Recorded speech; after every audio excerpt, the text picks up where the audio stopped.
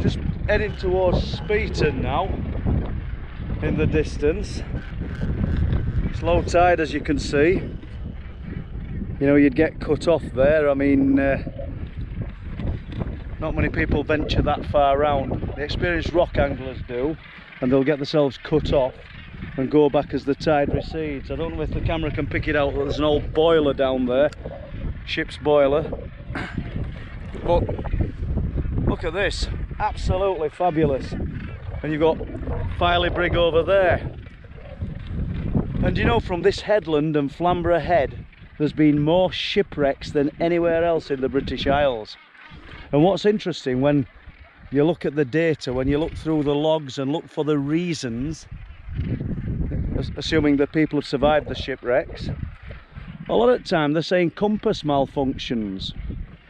And obviously it's not put down to a compass malfunction, it's put down to poor seamanship.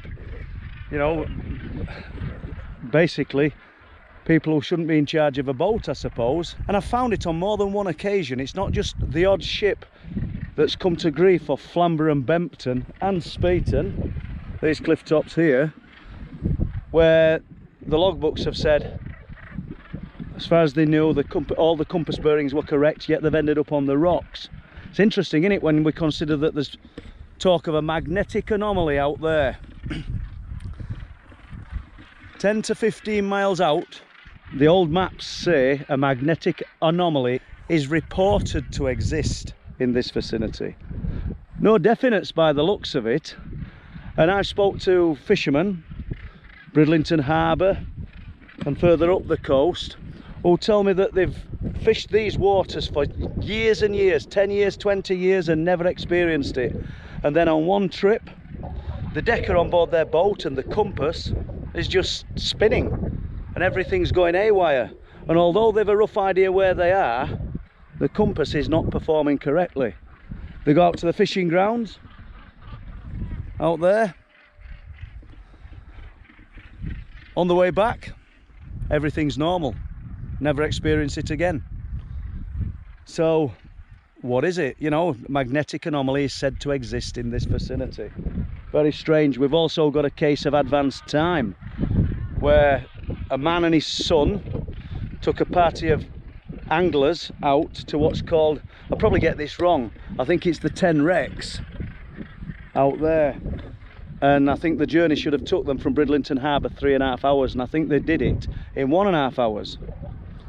I'll do a detailed short, if that's possible, on that, because tonight's not the occasion for it. It's just me and the bobster. There he is, look. We're just come to clear his heads, and we thought we'd share that with you guys. And as I said, we've got a crop in the field that's going to be getting cut shortly. If I could get to edge of these cliffs, which there's no way that I'm going to do, but further on, it's kind of down this way, there's the remains, the skeletal remains of a submarine, which is interesting. You know, there's literally just the rusting skeletal remains of it left now.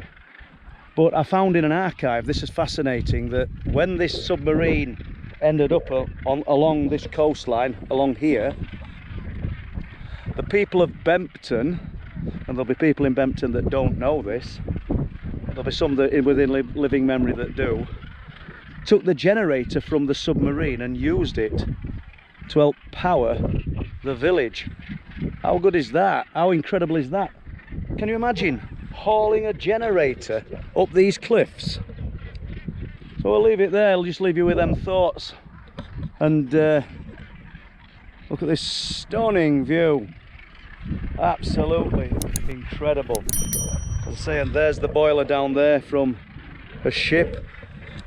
Some aircraft came to grief in the war, narrowly missing the cliffs and crashing along the cliff tops. No great mysteries, I don't think. Just unfortunate. Here we go. I wonder about the gold lights seen off here, and if they're what people would have perceived during the war as the Foo Fighters. I have a feeling that they may have done. Okay, on that note, I'm going to leave it. Thank you. Take care. Bye bye.